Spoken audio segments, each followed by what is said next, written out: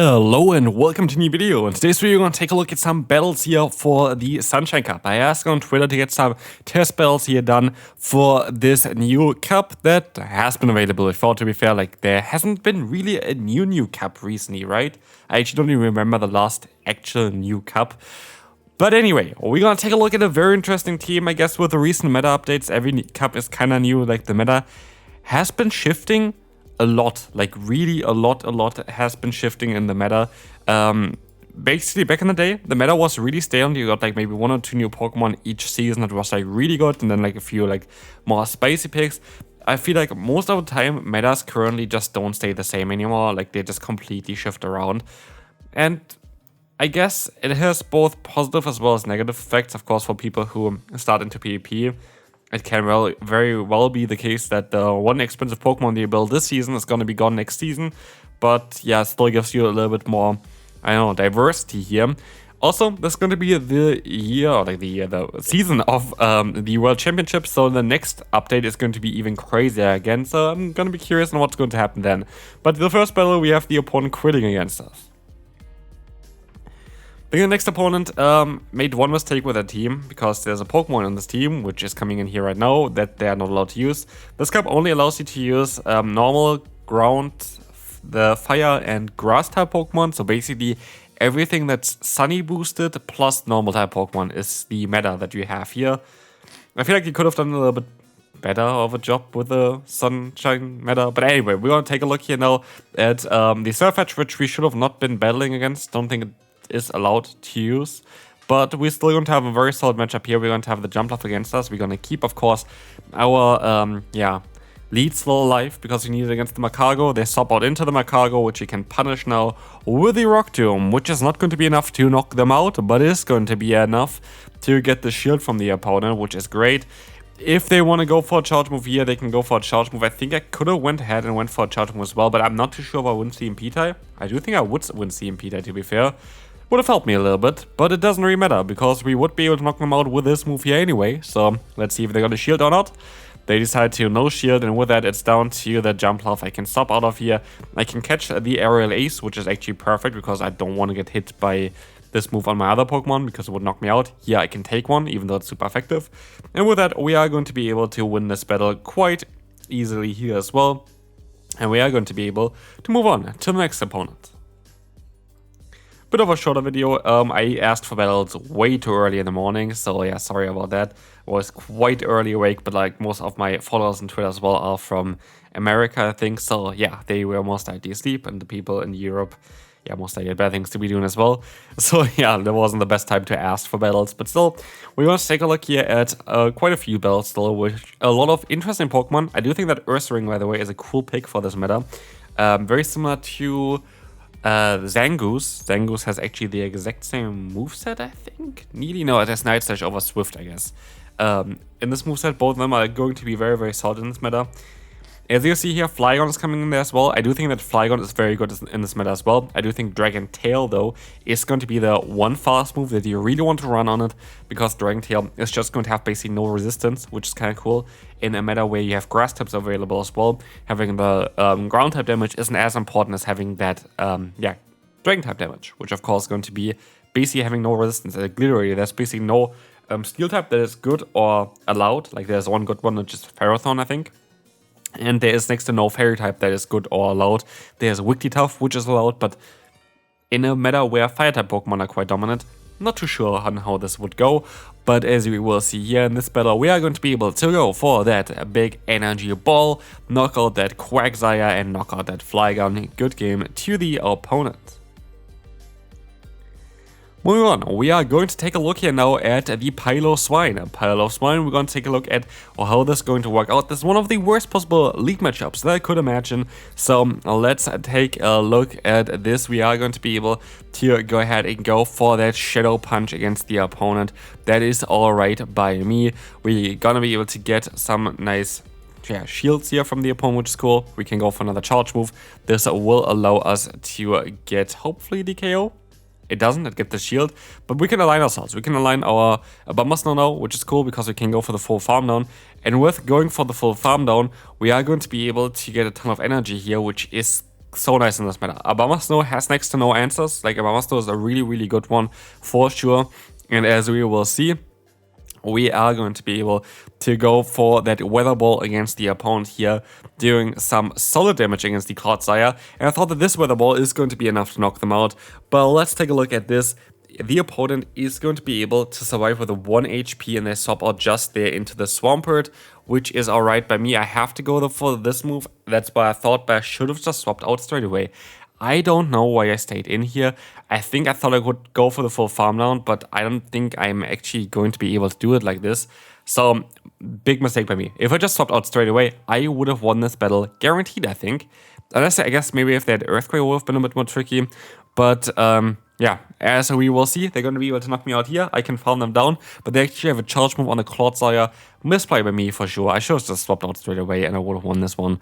But yeah, well played by the opponent. With 1 HP, they won this battle, and also a very tough one for the opponent as well.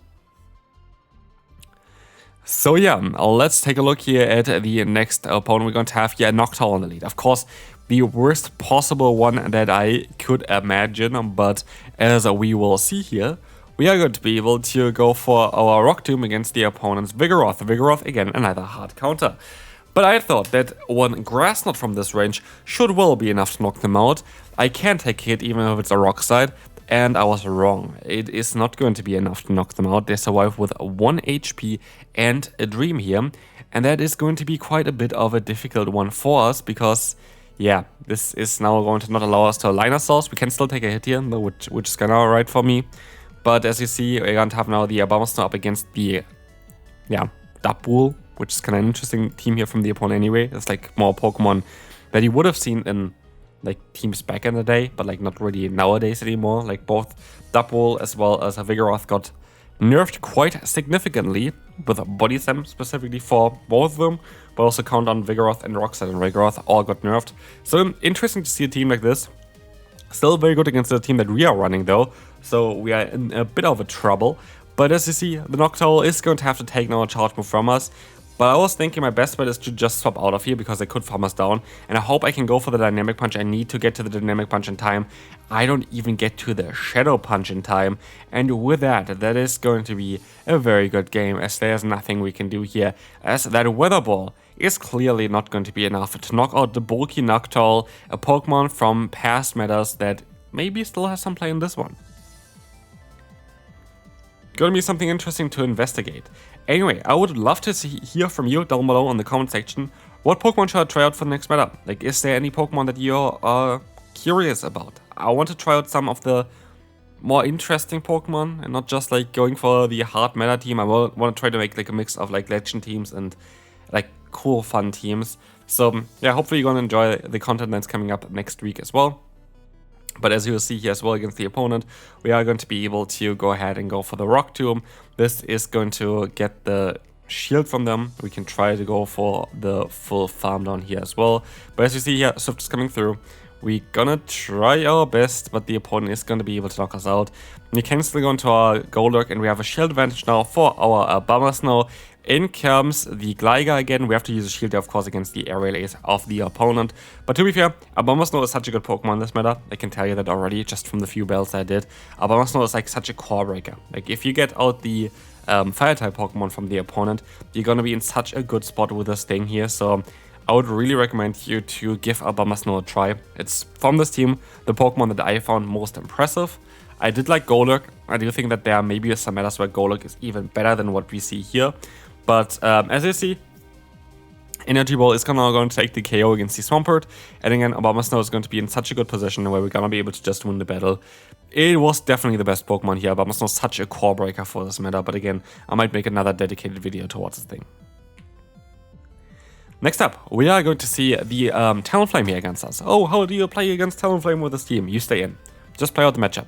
That is not that bad of a matchup for the Golurk, especially if you get that free fast move in here. You want to go for at least 6 fast moves. If the opponent doesn't go for a charge move beforehand, go for your Shadow Punch. Otherwise, you can just go ahead and go for, again, that extra free fast move, then go for another free fast move afterwards, and have 2 Shadow Punches against the opponent, which definitely going to threaten them. Here we're going to have Ferret. Ferret would usually run actually the Brick Break in this meta, but they go for the Swift. That's alright. we can go for the energy ball, and I'm curious if this is going to be enough to knock them out, because we do kind of a lot of damage here. So yeah, it is actually enough to knock them out. They're gonna be able to farm us down though with that yeah, Talonflame here, so it's gonna be a bit of a tricky one. I was hoping I would still get to the weather ball. We did one more fast move, which I definitely would have not been able to get because it was a CMP tie against the Ferret. But we're still going to have our Credilli. I use a shield on a Brave Bird, so definitely the correct decision here. They have their own Credilli in the back, and at this point I already know there's not really a lot that I can do here for us winning this battle. There's next to nothing I can do here, to be fair, as the attack is going to drop from the opponent, which means we're going to be able to survive the hits, but the opponent's one big thing that they have is that they have that extra shield. If they did not have that extra shield, I do think we would have had a way better spot for ourselves. But as we will see here as well, the opponent even gets to another charge move, which I didn't even expect. I thought I would be able to fully farm them down. But it is what it is. That is going to be a good game. Yeah, again, Talonflame can be a bit tricky, but I guess in this case it was just more like the backline. It was a bit tough there. So, moving on to the final one, and shouts to the opponent here. They're getting hardwalled in the lead. They're going to get now the Blossom in with Acid. That is a spicy pick, but I honestly like it. I do think this Pokemon is quite good in this meta. I do think this Pokemon is mostly underrated. So yeah, this is kind of interesting here, as you are going to be able to go for the Weather Ball against the opponent. We're going to be able to get the KO. And as we will see here as well, there's going to be the Macargo coming back in, getting a ton of energy against us. We can only go for the Weather Ball. We're not going to be able to get to the Energy Ball against the opponent, which means that they're going to be able to get out of there with a lot of health still left, and they have the Victory Bell in the back, which is so funny. Like, having the Victory Bell here is kind of hilarious, but as we will see, we are going to be able to go for the Rock Tomb. Victory Bell is an interesting pick for this meta for sure. I don't know if it's going to be a good one or not. But as you see here, they're going for the Sludge Bomb, and it's not enough to knock us out. But it's also still enough for them to farm us down, which is going to be a bit more difficult. So yeah, it's tricky. Here we see, we have to use a shield, of course, against the Leaf Blade. It would one-shot us straight away. But what this means as well is, unless I can farm them down here, I will lose.